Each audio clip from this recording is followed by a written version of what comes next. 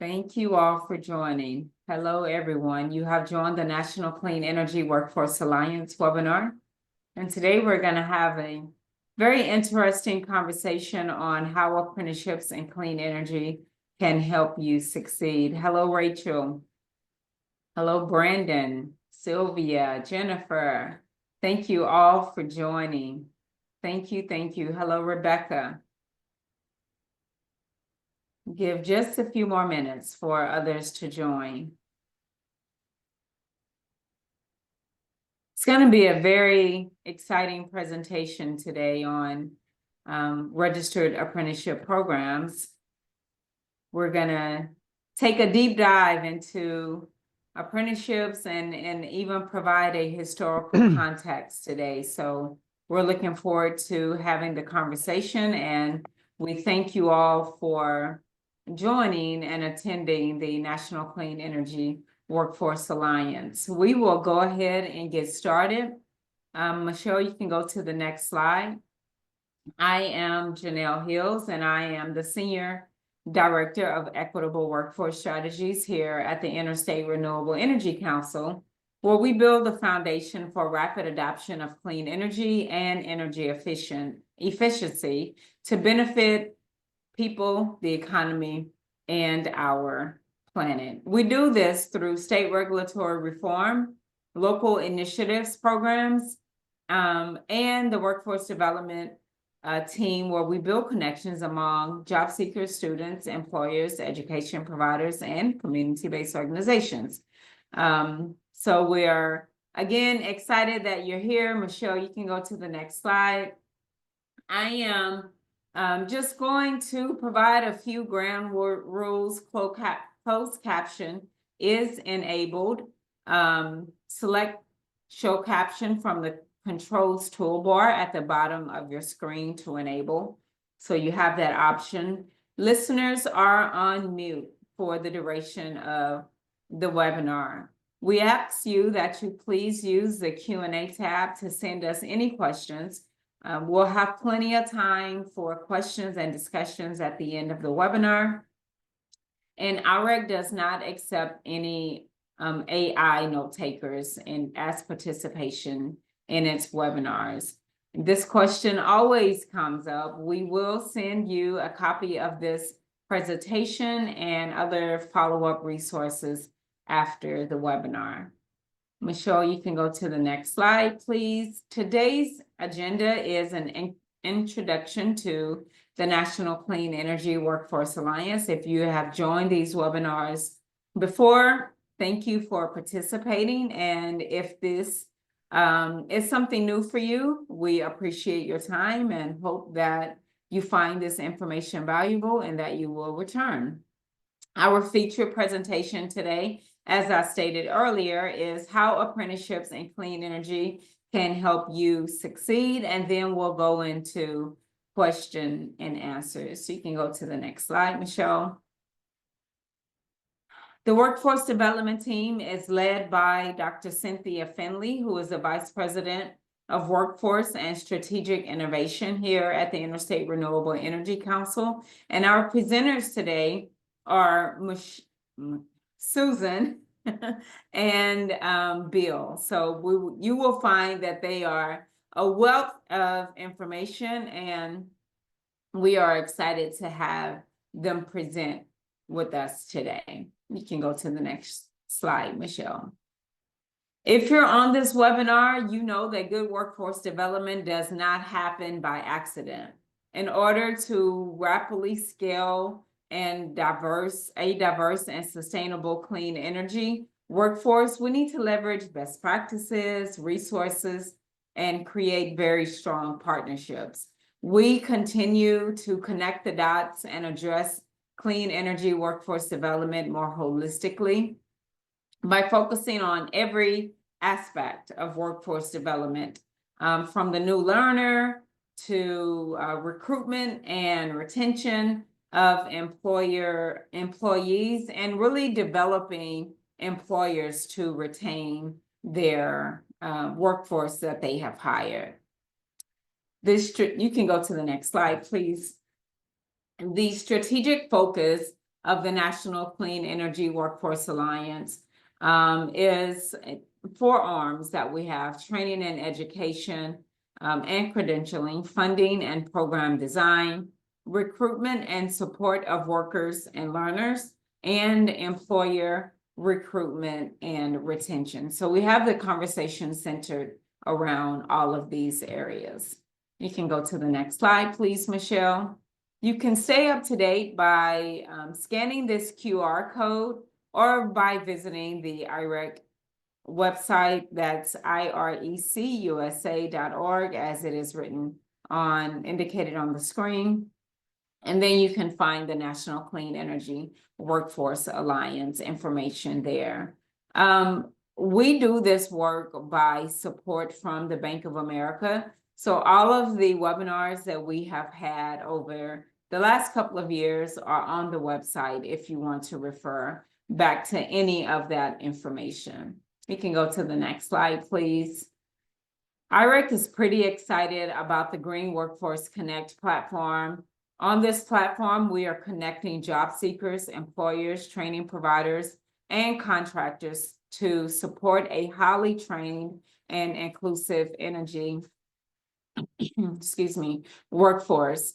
You will soon see solar integrated into that platform. So stay tuned and make sure that you visit and frequent the Green Workforce Connect platform, because it is a great resource. And we will have a lot of exciting solar resources uploaded to that platform mid-June and after. You can go to the next slide, please. Again, these are our speakers for today. I will let them introduce themselves and provide a bit about their expertise, and they will take it from here. Thank you, Susan and Bill, for being our featured presenters today, and thank you all for joining the National Clean Energy Workforce Alliance. Thanks, Janelle. I appreciate it. So my name is Susan Bazuski-Eber. I am currently the Senior Manager of Apprenticeship Programs here at IREC. And with me here today to co-present is my good friend Bill Kraus. He and I go back a ways, and he can tell you a little bit about his background. I've been in apprenticeships for quite some time. I've been in workforce, I've been in education, I've worked for private employers. Before we go on, the reason why Bill and I are here today is we're part of a contract that's funded by the Department of Labor. So we want to acknowledge them and also give a disclaimer is, why Bill and I will be giving you a lot of information that can be found on the Department of Labor website. The way that we're working through it is different, and our views and opinions are different, maybe different or not necessarily reflect those of the federal government. Next slide. So we're going to take a little different approach this time. Both Bill and I have been around. Bill's been around apprenticeships far longer than I have, and he's kind of mentored me. As a matter of fact, I've kind of been his apprentice. We want to go look really at the historical roots of apprenticeships. It's become quite a buzzword and lots of information floating around there. So I want to talk about the historical roots of it. Is this something new that just happened? Where did it come from? And then we want to talk about registered apprenticeships and how this model that has been around for so long has been shaped to really meet the workforce needs in the last couple centuries here in the United States. And then finally, we want to tell you about the good work that the ACE network has done on behalf of this wonderful contract provided to us over the last 2 years, and show you how we did it and what are some of the best practices that we have done. So with that, I'm going to turn it over to Bill. Good morning, good afternoon, everyone.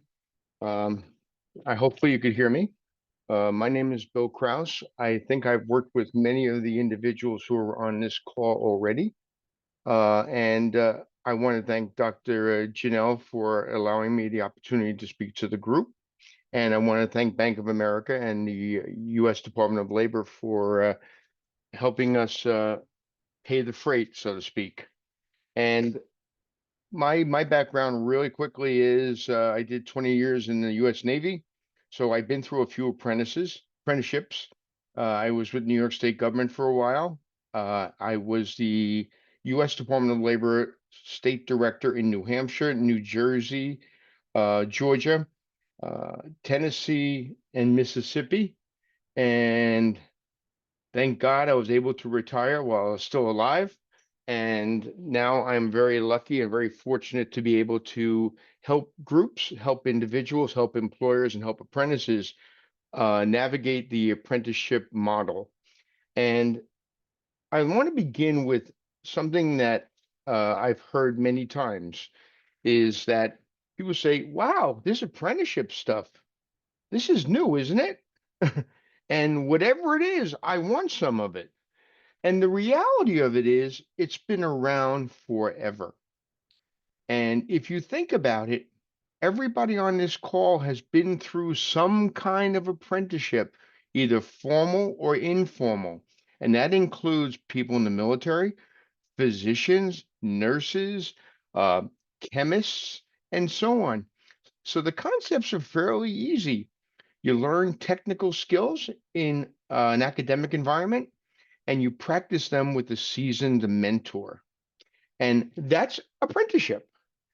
Call it what you may, workplace learning, call it a work experience, call it an internship, call it an externship. There are some things that differentiate it in terms of wages and so on, but you're going to see that it's been around a long time. And I am not one of those people who has to read slides to you. So you'll see that it isn't a new concept. It's been around, from Mesopotamia. It's expanded through the different empires that existed, creating opportunities in the trades. And the important part about that is it kept that continuity of training, that continuity of product all through the different years. Of course, it hit the guilds over in Europe. And then we all were caught up a little bit, the Industrial Revolution, of course.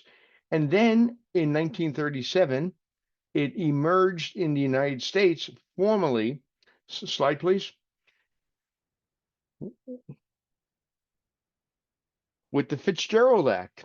And the Fitzgerald Act is the base document, the base approval, the base authorization to establish registered apprenticeship in the United States.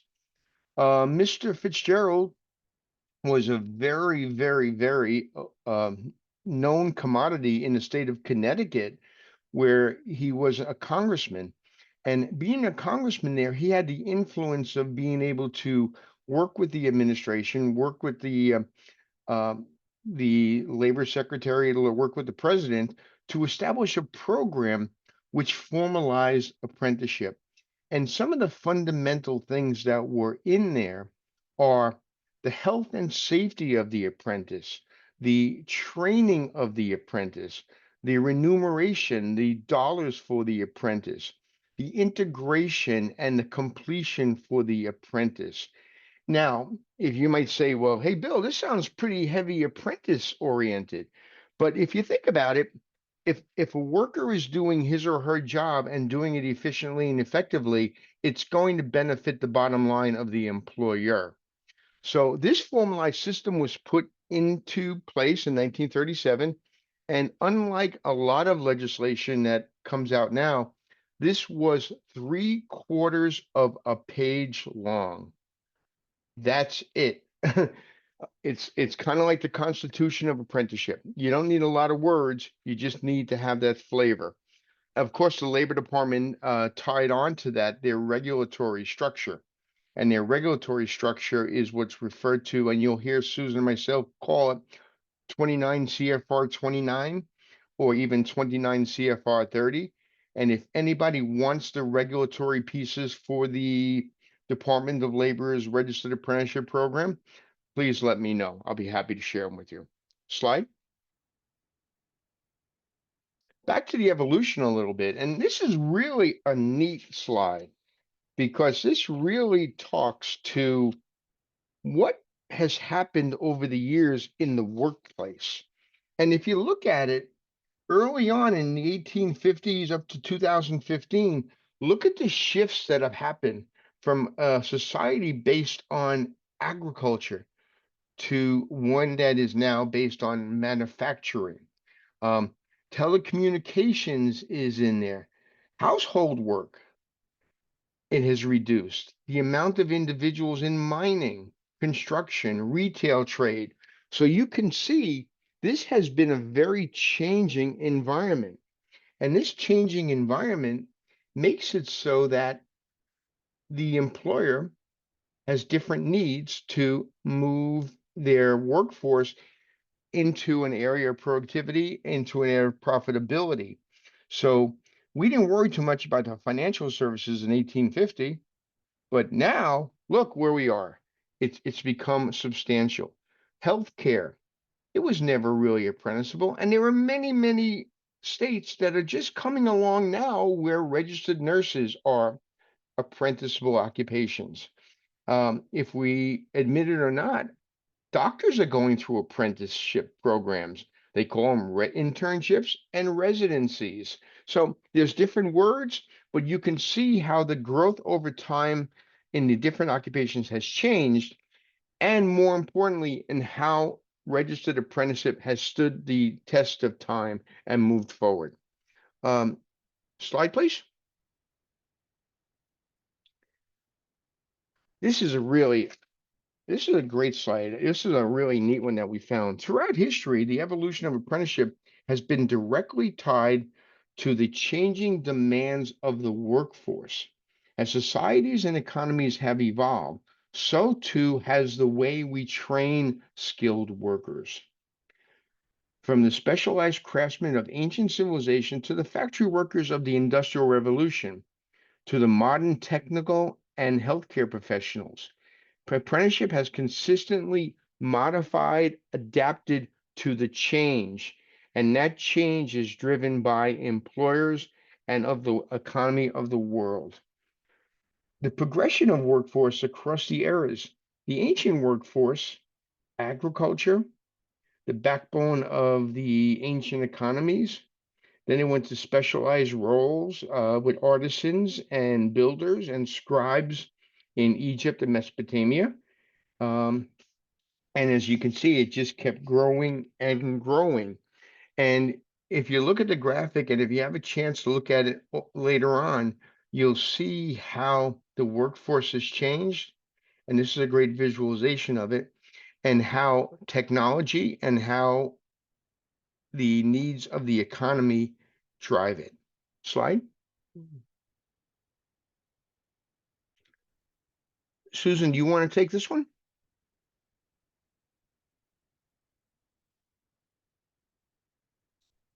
I guess I'll take it.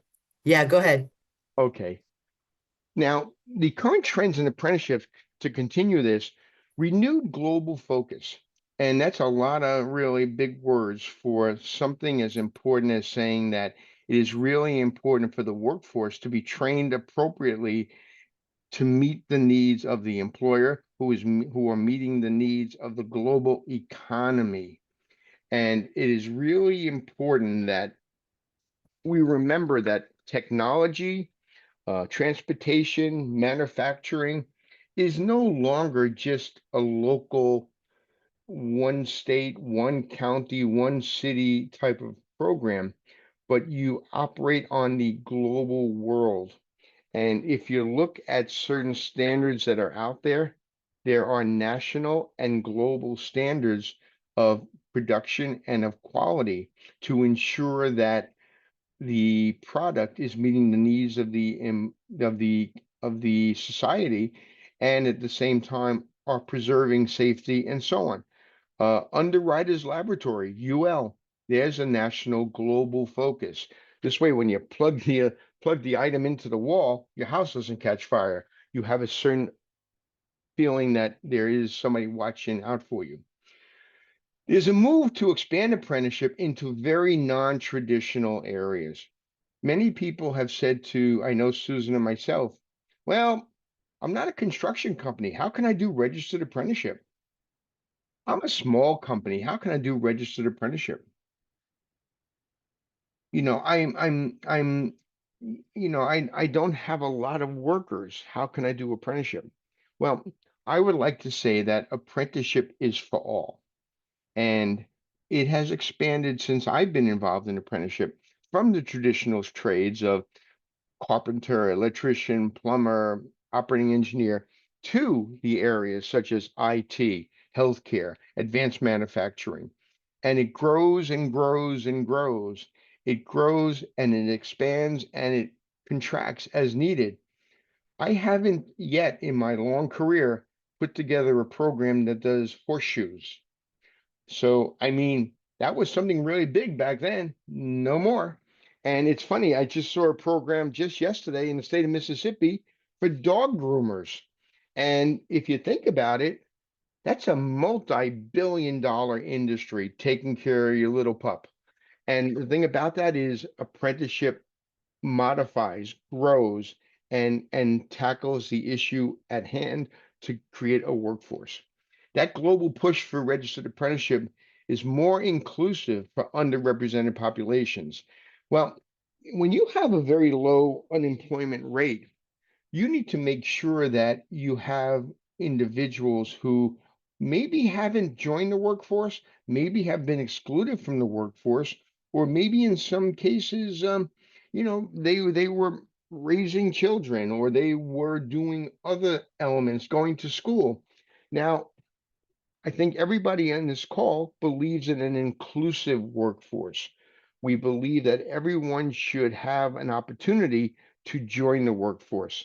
A few years ago, there was a 60 Minutes show which actually showed a company that does coding for IT, and everybody in the company had a certain range in autism, and this was a very productive company. Years and years ago, people would have never thought about bringing in and embracing a new workforce to meet the needs.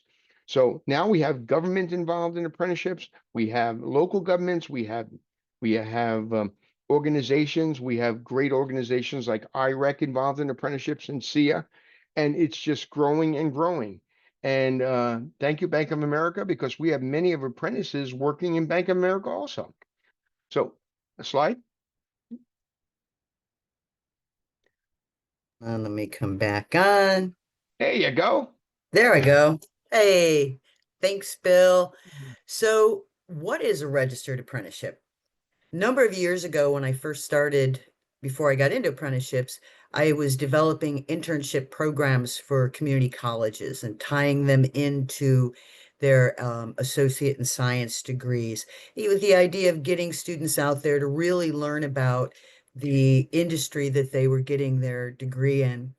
When I learned about registered apprenticeships, I was like, wow, this is completely different. And it is from that internship, because a registered apprenticeship at its core is an earn and learn model. Not all internships are that. It combines on-the-job training with related instruction of coursework. So it's combined together. Uh, it helps the student to really move into the job. So in that sense, it's different. And when it's registered, it is a partnership with the employer, an educator. I would say the apprentice too, that it's a partnership. But because it's been validated by the USDOL with the intent to develop skilled workers that ensure quality training and nationally recognized credentials. Again, different. You can have an apprenticeship program. Oftentimes I run into companies that have developed their own, but I think what makes it different when it's registered is it's consistent. I know we've all worked in companies or schools or in situations where you have that one key person that's running a department and everything flows smoothly. But when that person leaves the department, moves on, goes to another job, things tend to fall apart. When you have a registered apprenticeship program, it is something that's sort of codified and integrated and validated by the Department of Labor and built into your workflow. And then on successful completion of all of the work, the on-the-job learning and the related instruction, they receive a credential from the Department of Labor that recognizes them as completing this. And that takes about 2 to 5 years, sometime one, depending on the model. I could talk a little bit about that. But that credential is equivalent to a college education degree in that field of study. And what's really interesting now is, as this has been moving forward in the last couple of years, a lot of articulation with colleges and universities that are recognizing the skills, the related instruction, and the experience that the apprentice received through their apprenticeship can be articulated into actual college credit. So therefore, it provides, we always talk about that on again, off again ramp. It provides that opportunity for that apprentice who is interested to go on and further their education and their career in that particular path. And as we talk today, that would be specifically clean energy. There's a significant return on investment for employers. In addition to the employee, the apprentice not having to accumulate debt. We'll talk a little bit about that. But that return on investment is increased productivity. Apprentices are contributing while they're learning, and their skills are increasing. I always remember my first job out of college. I was the director of adult programs at a community college. And my supervisor, my boss is a wonderful guy, Dr. Hutchison. He's like, there's your office, Miss Bazuski. Go do it. Well, I will tell you, I spent the first hour separating my large paper clips from my small paper clips. And then I read my, my job description over and over for about an hour trying to figure it out. We never want any employee to ever be in that position, especially a young worker coming out of college or a young worker going into a workplace, or someone that's a little bit older that's coming out of not working, going into a workplace. And that registered apprenticeship program is so structured that immediately it begins to build that confidence in the worker, because they know what to do, where to go, and how to do it. And the next thing, next slide, please, actually. So these registered apprenticeships are industry-led, which means that the employer defines the competency and the training that's relevant to their work and to their apprentices. So when we develop standards, and there are national guideline standards out there, we're able to really work with employers to help them tweak them a little bit, because not every employer is the same. There's different cultures within those employers, within those businesses.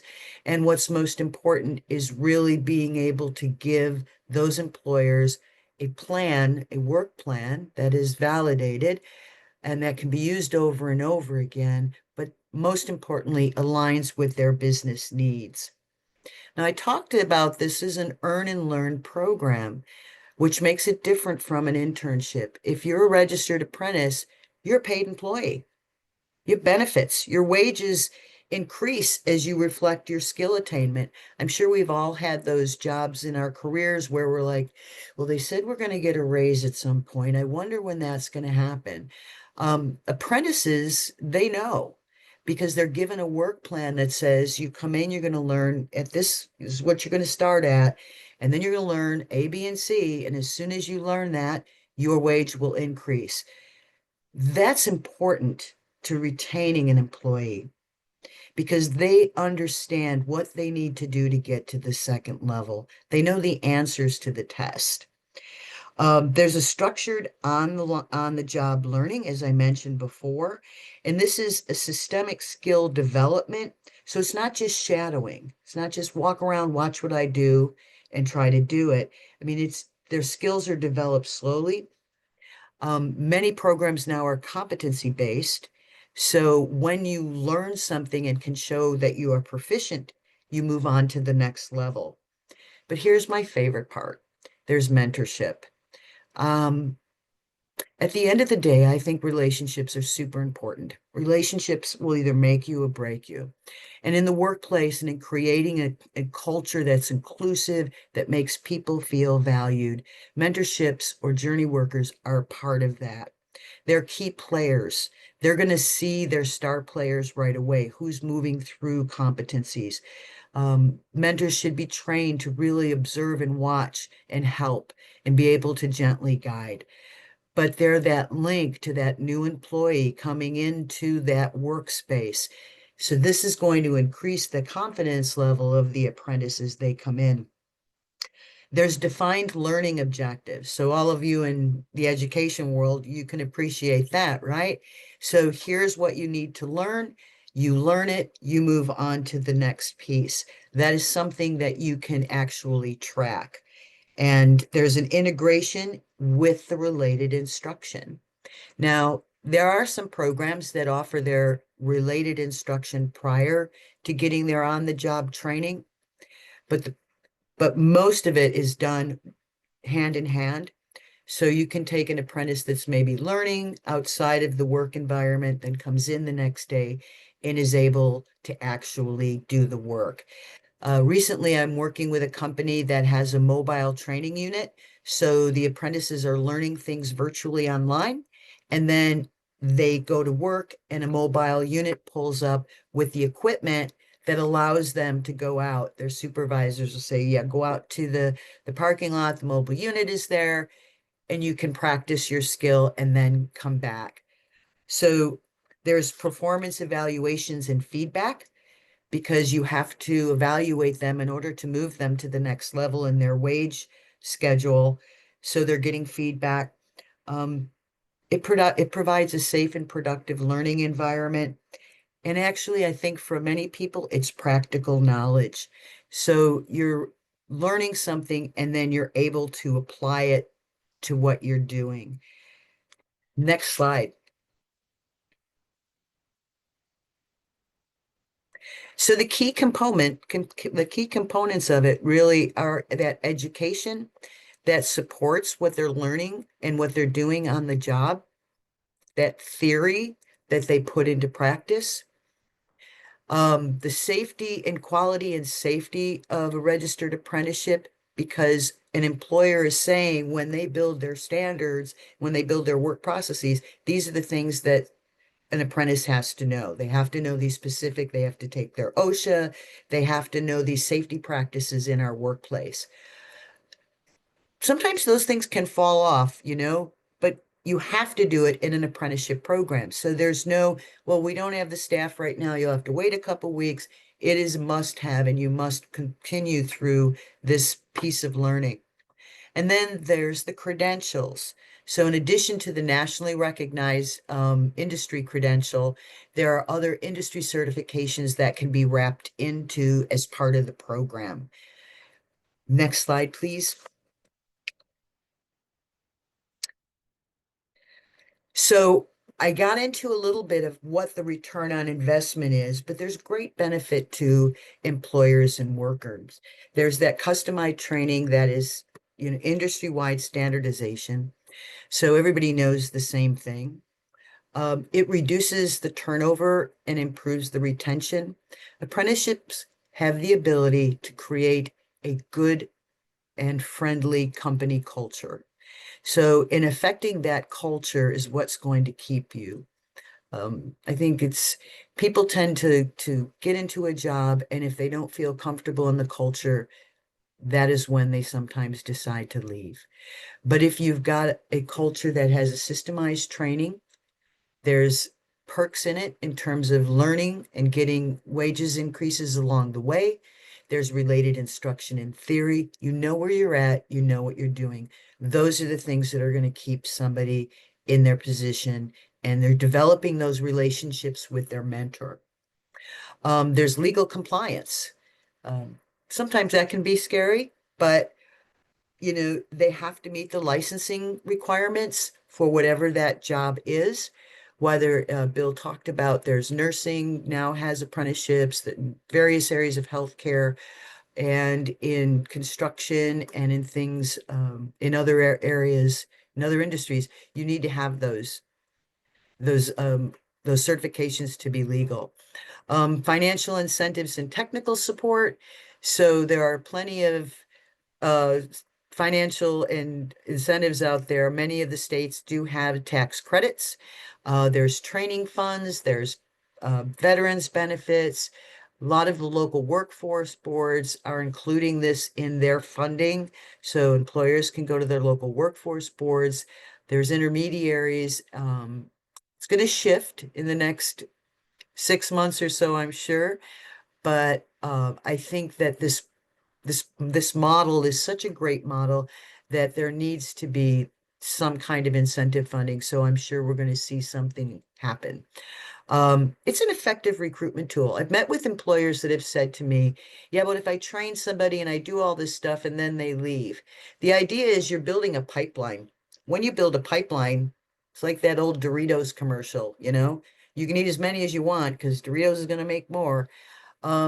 If you build that pipeline and it's effective, it creates a branding for your company as an employer because people know that's where you go and that's where you're going to get good training and that's where you're going to get paid to do it. So if you've got that going, you can also create partnerships with pre-apprenticeship programs, with colleges, community colleges, and tech schools. So it is a very effective recruitment tool. And again, it increases worker productivity. They know what they're doing from the moment they step on the floor. You know exactly. You won't be counting paper clips like I did. Next slide. I want to also add too that it does improve employee morale and increases the engagement of employers. Going back to that mentorship piece that I mentioned was one of my favorite. Relationships are important. And so when you have that mentor that is mentoring an apprentice and a new worker coming in, that not only engages your current workforce because it gets them involved, gives them an ability to practice and show their skills in training, but it also increases and boosts morale because people know that they're valued and that they're contributing to the company as a whole. Bill, I'm going to let you take this next one.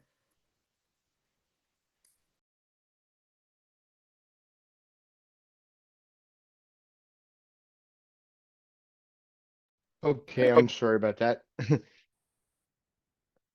workforce solution for, let me get my video back on here, for clean energy and renewable energy. Right now, in the renewable energy sector, the employers are competing for talent across the sectors. Individuals who have certain skills, engineering skills, construction skills, organizational skills, are in very high demand. And the in the old days, when I was a youngster, when Susan was counting paper clips, we had we it was easy. We just stole another person's employees. They train them, we steal them.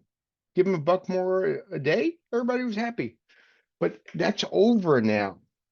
The employers who over time have in many cases gotten rid of training programs are now realizing that you need to have a system in place for both recruiting, for training, retraining, and retaining.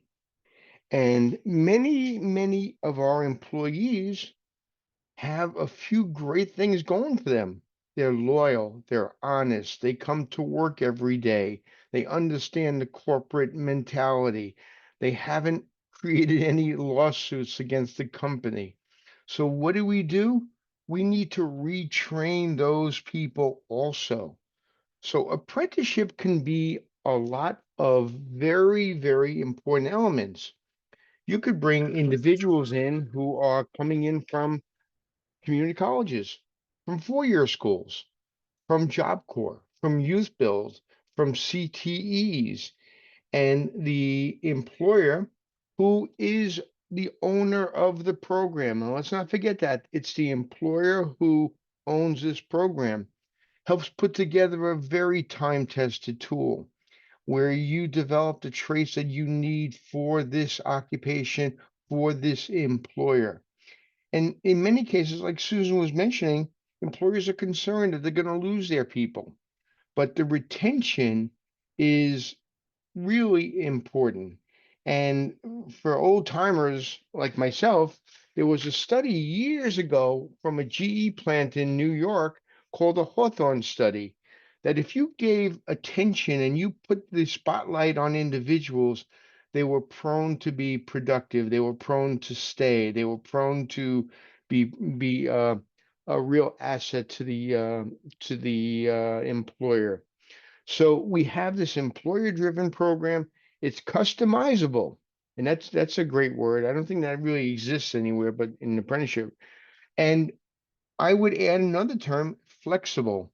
Technology changes every day in an employer's world.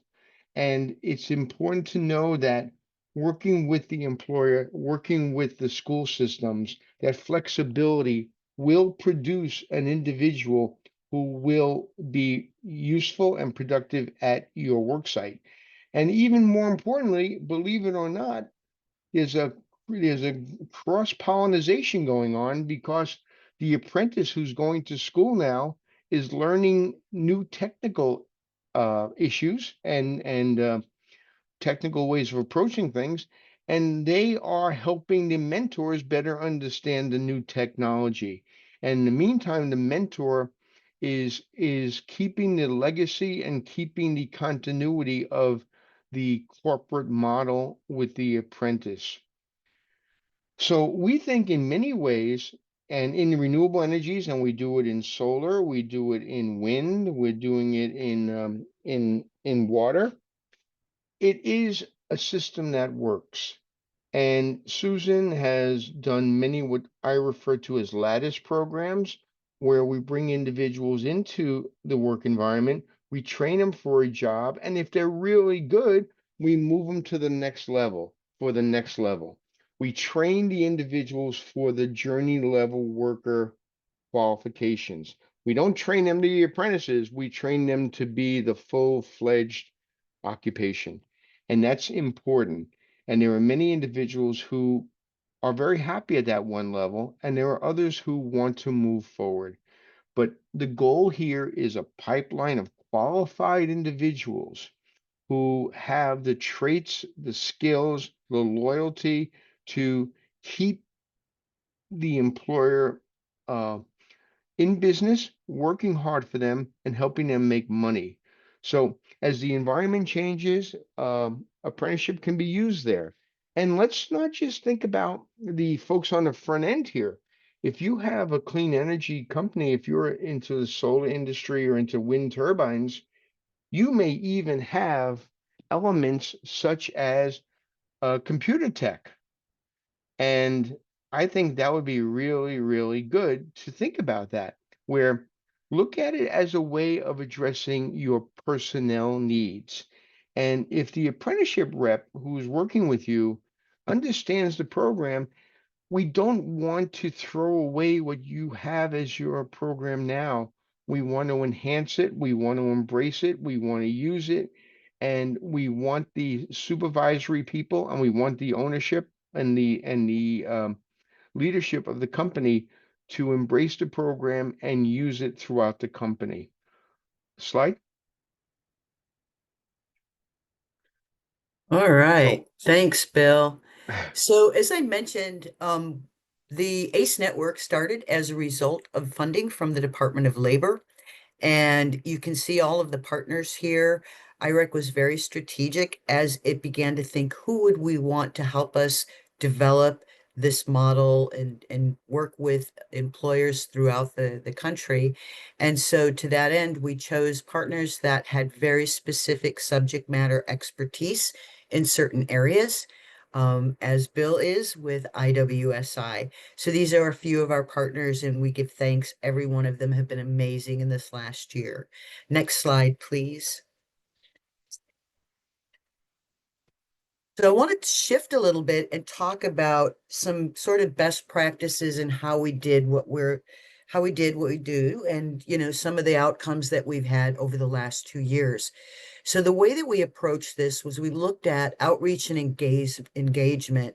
We needed to raise awareness of this model and its application amongst the industry. So to that end, we've been out and about for the last 2 years, just talking to employers at conferences, meeting them one-on-one, holding webinars like we are today to really get the word out there about registered apprenticeships and how it can be an integral part in creating a better workforce for clean energy, the clean energy industry. We also were able to provide expertise to employers and help them become registered apprenticeship programs, or if they wanted to be sponsors. So a sponsor is the person that administrates the program, and it could be an employer is their own sponsor, or the sponsor could have a number of employers underneath them. Through employer agreements, they administer the program. We've also helped to develop and expand existing programs, start new programs, and then also look at different occupations and include them. We would work with employers and kind of get an idea of where they're at. Employers and educators, you're on the front lines.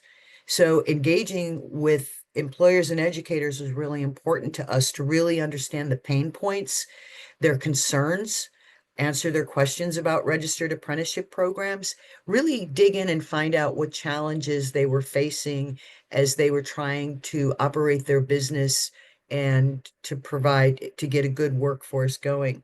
So IREC was able to do that with the partners through the ACE network. So we really kind of analyzed what their needs were, and then using our partners, we were able to provide technical assistance to help them do that. We also received incentive funding to help them with the program startup. Next slide, please. So what did we do with all that technical support? So what we did was we helped to develop programs, expand existing programs, update, customize occupations to meet their needs. As Bill mentioned, it's a flexible and customized model. We wanted to make sure that they were in compliance with state and federal laws, so we helped them to do that. And we worked with states to ensure that they were getting the proper recognition to let everybody know what these employers were doing in their states, and to let states know who the employers were in their state and what work they were doing. We partnered with educational institutions to help with create training, because related instruction, as I mentioned, is part of the model. And we worked with employers to articulate to college credit, to develop career pathways. Career pathways, even in apprenticeship programs, are really important, because that's how Bill mentioned we've created these lattice programs.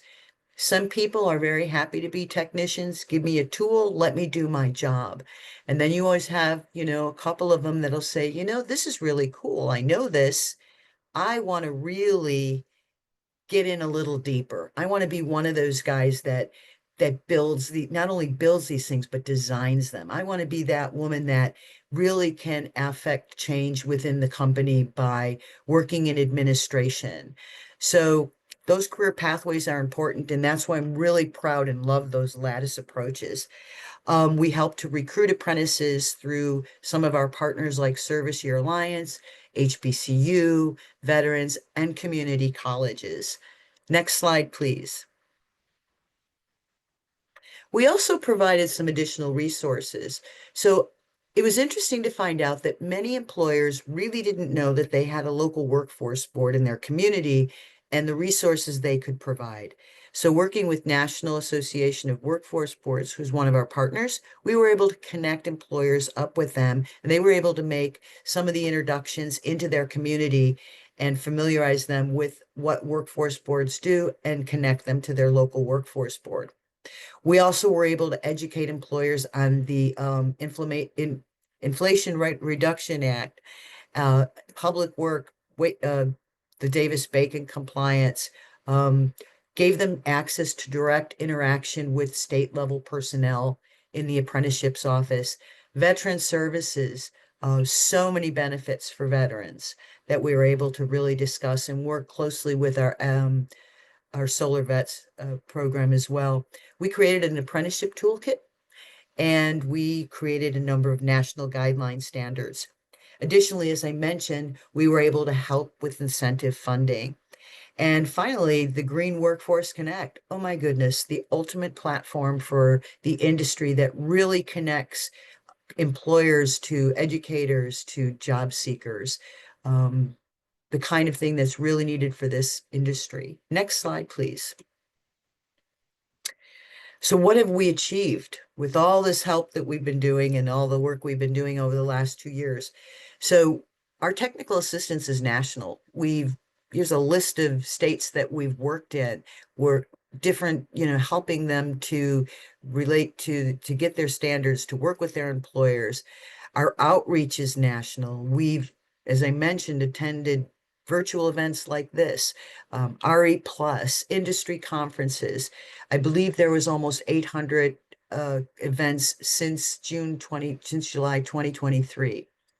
The other thing was kind of cool, is we started a monthly Lunch and Learn series. Our videos are available on our website, so you can go through them. But the intent was to really provide each month sort of a step-by-step how to develop a registered apprenticeship programs. And not only that, but how to understand the system as well. So we've had over 350 participants join in the first 6 webinars. The next webinar, by the way, is May 21st. So if you're interested in joining, we hope you will. Next slide, please. But more than that, we've developed over 38 national and local standards. So those are standards that are for those particular states, for those particular communities. We've helped with 7 national guideline standards. So the national guideline standards are sort of pressing the easy button, if you will. So if you're looking to create something like a construction craft laborer, those standards already exist. You don't have to create them from, recreate the wheel. You're able to take those and immediately apply working within your state. We've helped we have over 31 employer agreements. Those are when employers sign up to be with a sponsor so that they don't have to operate their own program. We've worked with the creation of new occupations. As I mentioned, construction craft laborer. Here's a couple of others. I think what's really exciting when you're working in a new and emerging industry is when you first start, you just see those sort of initial pieces. But as you begin to work with employers, you begin to get a sense that there's so much more. There's a clean energy digital media specialist. One of our partners identified that works directly with minority clean energy businesses. So that very specific digital media for clean energy. A customer service rep that's able to answer questions for an employer about what their technicians are doing. And not just say, well, I'll take down your information and I'll get it to somebody and return to you soon. So we've created some real interesting occupations. Advanced manufacturing is out there, IT. So there's so much more work that can be done in this industry. We've informed the public by creating blogs, stories, success stories, which you can find on our Green Workforce Connect page. And then we've had MOUs with educational institutions for articulation and partnership. And I think this really speaks to how we really all need to pull together. So it's employers, it's educational institutions, it's community-based organizations. So all of us together can really participate in moving the ball further down the field. Next slide, please. So what we've achieved, if we've hosted numerous technical trainings for employers. I the number is so high, we're in the process of counting it, but I would say we probably meet with 13 to 14 employers per month and give them technical instruction. We've given over $300,000 of our incentive money away, and we're still giving it away. We're limited, however, in doing so due to the time frame. So it would be like June 15th. But we've increased the number of apprentices. So we have over 500 apprentices currently that we know of. We're still finding more of them. So I have no doubt that within the next couple of weeks, we'll see that number rise as well. Next slide. And it's question and answer time. So I want to just say thank you. Thank you, Bill. Thank you, Janelle. Thank you, Bank of America. Thank you all for listening to us. I hope that we were able to provide you with some good information. And if you have questions, we're here to answer them. Thank you, Bill and Susan. That was a wealth of information, and we're grateful that the both of you participated in this webinar to provide such detailed information on registered apprenticeship programs. I know we had one question in the Q&A tab. I think Bill has already answered it, but I'll just read it in case others are wondering the same thing. Construction managers were identified as a growing climate critical career in Massachusetts. Are there registered apprenticeships or pre-apprentices in construction management? And Bill advised to please send an email to Charles McNeil at DOL, and provided additional information that he is the Deputy Regional Director of USDOL Office of Apprenticeships located in the Northeast. And he's a great resource. Are there any other questions? Yes, Belinda. In Montana, we were told we didn't have a training for solar. Is this something that as a company we can get started? And I'll leave that to Bill or Susan. I would be happy to take that. Yeah, we've been doing. I have been working with the state of Montana for maybe about 2 months now. And there is a program, which you might have heard of the name of this company called Freedom Forever. And they are actually registering an electrician program, which is going to serve their company in terms of the solar installation and the training for electricians. So if you would like, give me a call. I'll put my contact information in the chat, and let's talk about what the next steps are. I'll introduce you to the people in Montana. I think it's important to mention to the folks on this call that there is no solar installer occupation. It doesn't exist in the U.S. Department of Labor inventory. So what we've been doing is using occupations such as construction craft laborer, operating engineer, carpenter, and of course, the electrician. And our national guideline program, which Susan mentioned before, is located on our Green Workforce Connects website, and you should be able to get a copy of the work process and the requirements for the program. And if you go there, just ask for a copy of it, and it'll be sent to you immediately. So I think you'll find that to be useful. We do provide very, very vigorous technical assistance, and we'd be happy to get you through the process, get you to where you need to be. And one thing which I think you'll find maybe humorous or maybe not is we put together a little apprenticeship dictionary, because if you're going into discussions or negotiations with the experts, if you don't understand their language, you're just going to be bamboozled. So we put together this little book that will help you understand what they're really trying to say.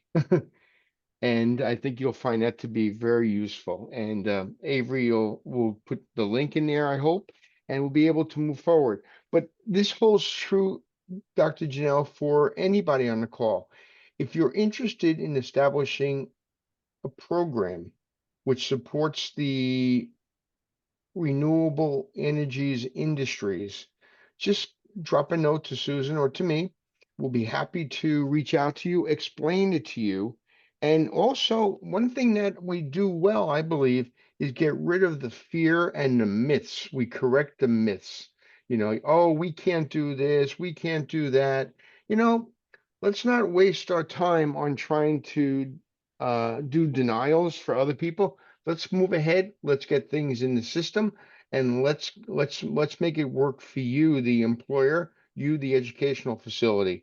And even when I was in Georgia, we registered all 23 of the technical colleges so they can be the sponsor and help smaller companies join registered apprenticeship and be prepared for public work projects and that wonderful Inflation Reduction Act and the tax credits associated with it.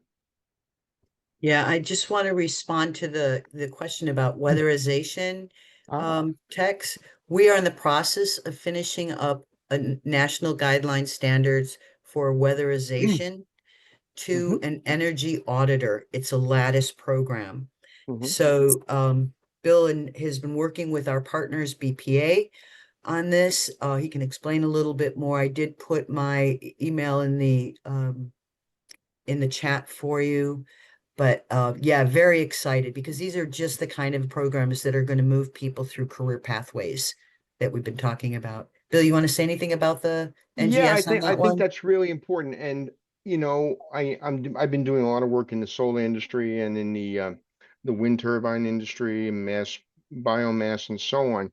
But one thing that history has told me is weatherization has stood the test of time.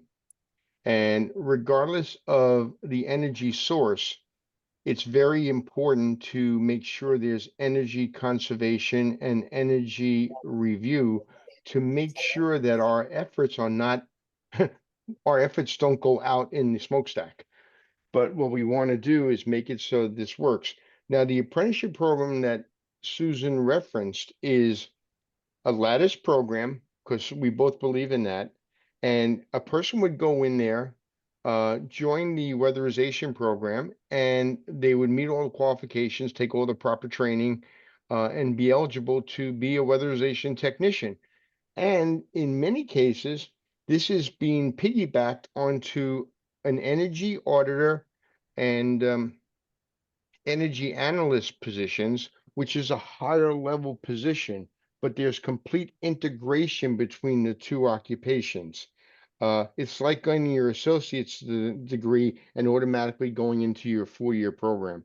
So our goal is to get people involved in that. And I do personally believe that weatherization and activities around it will be around for a long time.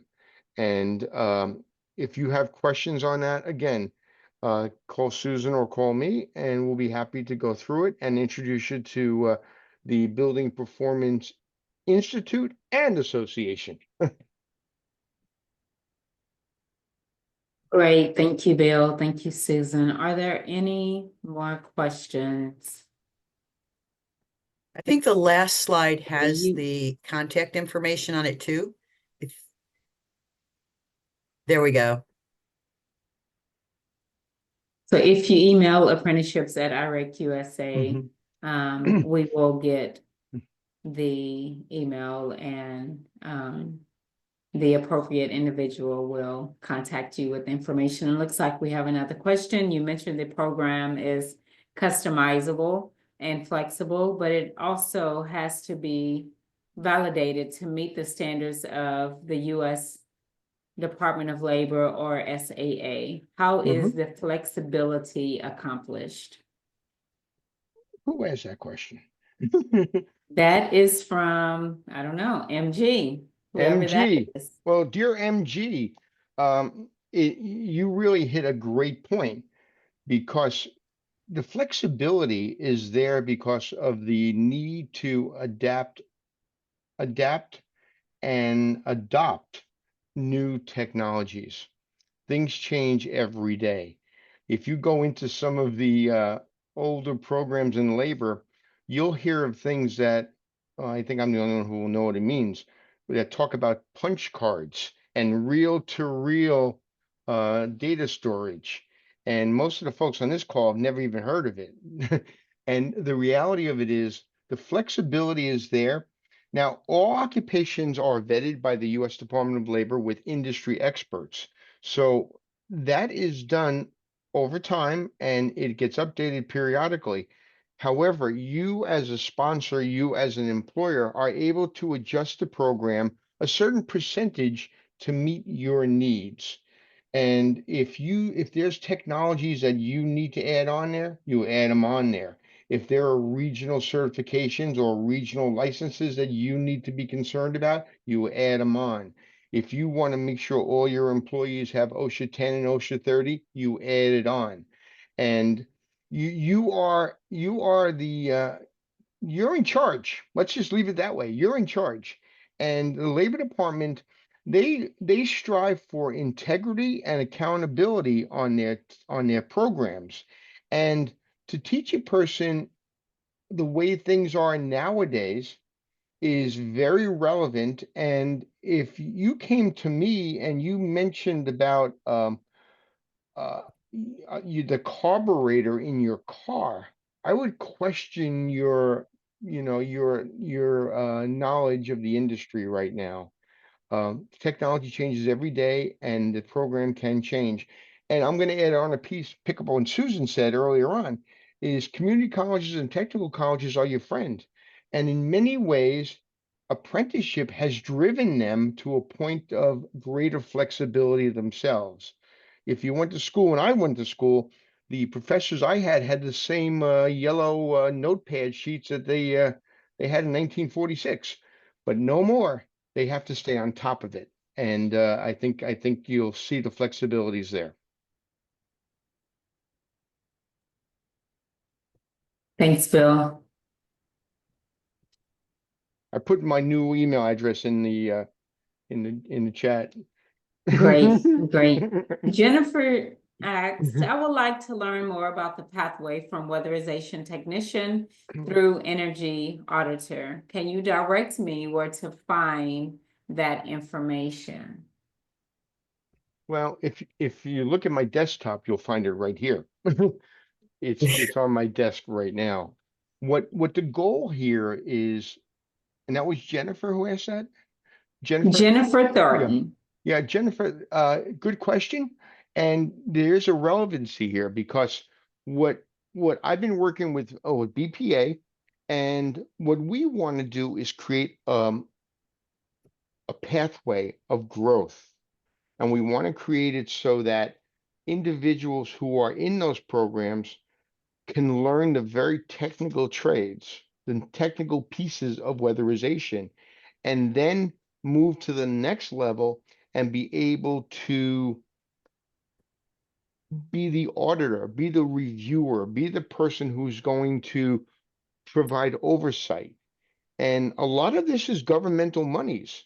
There's a whole bunch of monies out there for that. And the important part about that is the individuals would receive their recognition from the U.S. Department of Labor. In addition, they are taking coursework that is approved by, and forgive me for getting this wrong, NARAL, or one of the groups that actually does the weatherization training, and also the BPI, which is the institute. And to go into a little more depth is these are 2 one-year programs that we're designing right now, 2 one-year programs. And if you successfully complete one of them, the first one, it'll count towards the completion of the second. So you'll be given any kind of credit for overlap for the second program. So God willing, you may be able to get both programs done in 18 months. And you'll have 2 credentials. Thank you, Bill. I told you all at the beginning of the call that Bill and Susan are a wealth of information, and I think they have proven that to be true. Beck, I I'll hope you take this one. enjoyed, I hope Uh-oh. you enjoyed your short stay in Houston, Texas for RE Plus. Beck has asked, I've been hearing from community-based nonprofit organizations looking to start up apprenticeship programs in clean energy. And I was in the apprenticeship power hour when this question was posed, so I'm glad you're posing it here. When does it Yeah. make sense for a CBO to start a registered apprenticeship Ye- program? Yeah, I've worked with a lot of CBOs to do registered apprenticeship programs in the state of Florida.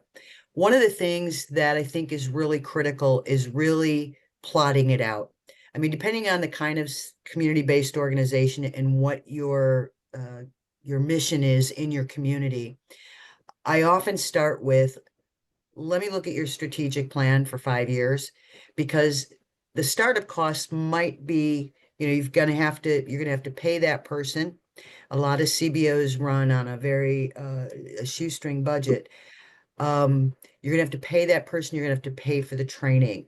So what I would say is look at this over a period of time, because this is not a short-term fix, this is a long-term fix. So it's a little bit different than working with a for-profit business. The second thing I would say is we would have a conversation in terms of what resources can you leverage in your community? Local workforce boards are amazing and can help. Community colleges are amazing and can help. And then the third thing I would say actually would be, what is the occupation you're looking to do? And how can you partner with folks in the community to help you get there? Those are kind of I don't think there's a time limit in terms of, well, you can start tomorrow or it's going to take a year. I think it depends case by case on a community-based organization. I've worked with them that very quickly were able to get going. That's been my experience. How about you, Bill? It's funny, you and I, Susan, just 2 or 3 days ago, we were on the phone with the Urban League up in Chicago, Yes. okay? And I always have fun with different associations and organizations because I ask them what they do. And they tell me these great details of what they do. And I tell them they're already doing apprenticeship. We just need to make it formal. And the startup time is not that bad. But I'll tell you one thing, like anything else, you want to go in with a navigator. You want to go with someone who is been through this rigmarole a few times. And, you know, you really, I know you can't tell it, but you can't scare Susan or I off. You can give me all the BS you want. It ain't gonna work. You know. I've been on all the sides of the diamond and I get it. And we are driven to get employers the workforce they need to be able to access the benefits they deserve. Thank Yeah. you, Bill.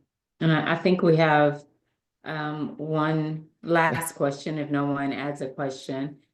Susan, I'm sure you'll take this one. How does an employer qualify or get access to the incentive funding of $1,000 per apprentice? Very good question. I would have had a different answer 6 months ago. But unfortunately, at this point, we are working on a limited time a schedule with the current contract we're on. If you were going to access it, you would have to have an apprenticeship program set up within the next couple weeks and have apprentices registered. Um, because our funding is only available till June 15th of this year. Um, so yeah, that's the bad news. I mean, we are still providing technical assistance as we are able to, and definitely can connect you up with local workforce boards who, as of July 1st, will be receiving their funds for the next year. So But if you have a program that you just started and you have registered apprentices in clean energy, maybe we can help you out. Can I just add to that just a little bit? I don't want to hold anybody up, but I think there's an important piece here. And Sure, Bill, go that, ahead. yeah, that the incentive dollars are one thing. The incentive dollars are a one-time bonus for apprenticeship sponsors and employers.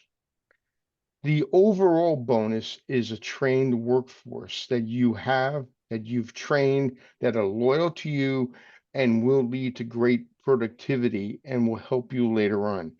Now, the Department of Labor, U.S. Department of Labor, has a website that has a tremendous amount of programs that will benefit employers of all industries. And Susan mentioned some of them, the WIOA boards and all those pieces, but many of them have tax credit programs. Many of them have incentivization, or they'll pay for the schooling. They'll do all those kinds of great things. And I don't want you to get like, I'm going home, I'm done because I can't get money from Susan. I want you to say, I need a workforce. This is the proven way of doing it. And I'm going to work with the state director in that particular state, or you're going to work with Susan and her team, and you're going to say, I have a program in Montana. What can you do for me? And let us go to work for you. Let us find the answer. You know, too many people just give up. And I know I don't give up ever. Absolutely ever. Kind of like Churchill. Never, ever, ever give up. And, just count on us. We can help you everywhere we can. We may not have that $1,000, but we have thousands of dollars worth of experience and knowledge. Yeah.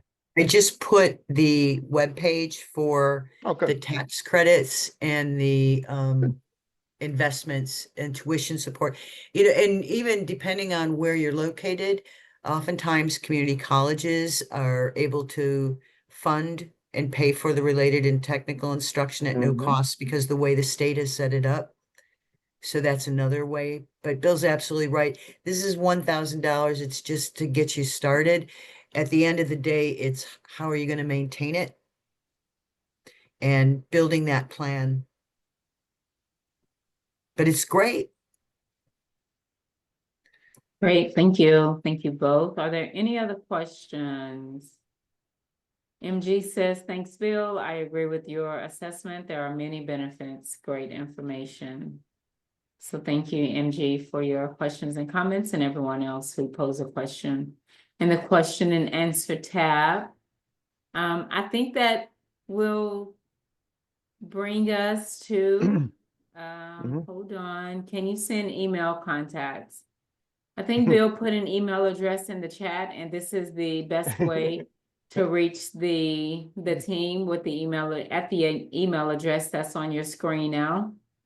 So we would be happy to answer additional questions via email, or if you have a pigeon and you want to reach Bill, I think you can reach him by pigeon as well. You never know what Bill is in the world, so that may be an option. I still don't see them in the chat. Bill, if you can repost your Of course.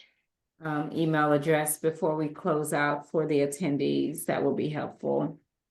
Thank you. And Avery has dropped the apprenticeships at irecusa.org in the chat. Susan has dropped her email in the chat, and Bill has dropped his. So all of the email addresses are there. Hopefully you all are getting those messages, but thank you. Thank you for joining the National Clean Energy Workforce Alliance webinar. We appreciate your time and participation, and we hope that this information was helpful, and you can take them back to your prospective organizations to have conversations about registered apprenticeship programs if you are not already having those conversations. And if you are, let's get some registered apprenticeship programs started at your prospective organizations. Thank you for your time. We appreciate you joining the call and have a great rest of your week. Thank you, Dr. J, and thank you, Bank of America. Thank you, Yes, everyone. indeed. Thank you.